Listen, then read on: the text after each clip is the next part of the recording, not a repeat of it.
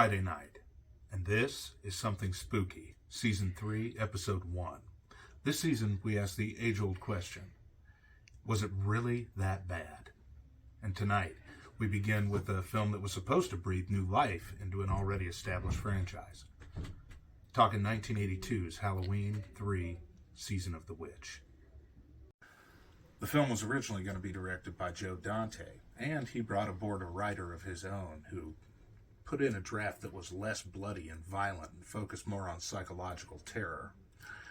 Dante would end up leaving the film in order to direct a segment in the Twilight Zone movie, and his writer would end up leaving in frustration later as the screenplay was drastically changed. Tommy Lee Wallace was a Halloween series regular, as he had actually worked on both prior films in the series. He would take over the role of director, and also, as writer, he would change the screenplay, making it more bloody, more violent, more in your face. That was what led Joe Dante's writer to leave in frustration. On 1978's Halloween, John Carpenter served as co-writer, director, and composer of the musical score. On Halloween 2, he served as a writer, begrudgingly, and the composer. In Halloween 3, he would also be the composer. And in both Halloween 2 and Halloween 3, he worked with Alan Howarth. Between the two of them, they would make sure that each film had a distinct sound of its own. Halloween in 1978 was about more of a piano score. Halloween 2 in 1981 had a sort of symphonic score. And Halloween 3 in 1982 was not symphonic, not piano, it was all synthesizer and electronica.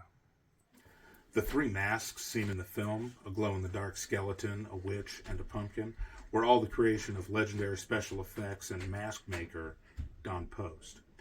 He had actually worked on Halloween 2 as well. He worked on both films because he worked cheap, and what he did on Halloween 2 was make a miracle happen. He actually restored and made copies of the original Michael Myers mask. This film had John Carpenter. It had Deborah Hill. It had Tommy Lee Wallace, three of the big players, instrumental in the beginning of the series. It had copious amounts of blood, gore, and violence. It had not one scary mask, but three. On paper, there's absolutely no way this movie could fail. When the film was released, however, a different story was told.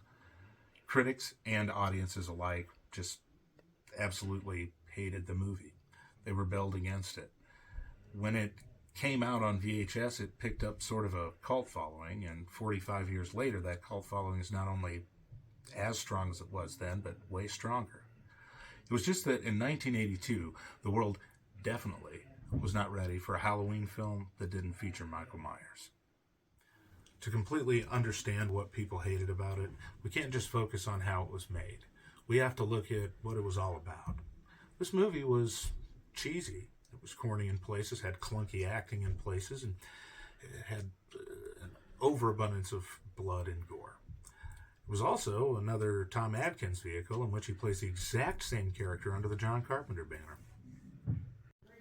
Seriously, he was 2 years removed only from The Fog, which was co-written and directed by John Carpenter, in which he played a everyman in a situation that was spiraling out of control involving murder in an out-of-the-way small town. In Halloween 3, he plays the exact same character. Seriously, I mean, he even meets a female character, and within 5 minutes has bedded her, despite being half her age, and it just looks kind of creepy. Exactly like in The Fog. We begin with murder. This leads Tom Atkins and the daughter of the corpse to team up to try to figure out what's going on. They end up booking a tour of the Silver Shamrock factory where these things are originating from, it seems. And they meet Conal Cochran, Halloween 3's new big bad. Cochran, as you may guess, is an Irishman, and he's actually stolen Standing Stone from Stonehenge. He then takes shards from this Standing Stone, which holds mystical powers, and inserts them into the back of these tags, which hold his Silver Shamrock logo. A commercial plays at the stroke of midnight on Halloween, his Silver Shamrock Novelties commercial. This commercial has an electronic signal that plays with the tag in the back of the mask and basically kills people. And when the people are killed by hearing this tone with the mask on, their head, for some unexplained reason, turns into goo, snakes, and insects. They could have exploded people's heads. They could have imploded people's heads. They could have lit people's heads on fire. They could have made the mask suck to their face and suffocate them. But it was goo, spiders, and snakes. That's what we got. In a strange subplot of the movie, Conal Cochran had also been killing people and replacing them with android robot versions of themselves. If you want a logical, grounded in reality slasher type of movie, Halloween 3 may be kind of hard for you to sit through. If you can sit through some ridiculousness, Tom Atkins and his absolutely atrocious porn stash, and heads becoming goo, snakes, and insects, Halloween 3 may be alright for you to sit and watch. If androids replacing dead people, Stonehenge magic, and Irish villains are your thing, it's the movie that you have been waiting for. This movie was a little too different than audiences would have expected in 1982. They really were kind of confused as to why, after 2 movies featuring Michael Myers, they suddenly got a film about all that. And I don't blame them. When the Halloween series was first taking off, John Carpenter and Deborah Hill wanted the second film in the series to actually be The Fog. And if this would have actually happened, it would have established immediately that each film was going to be about something different. It would have taken away the expectation of Michael Myers, and people wouldn't have taken Halloween 3 Season of the Witch as badly as they did. There are a lot of problems with this film, but with them all combined, it's still not enough to really sink the ship.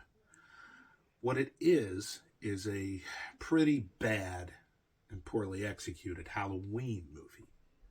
But if you take it as Season of the Witch away from the Halloween series, which killed it, it's just another corny 80s movie, and it's great.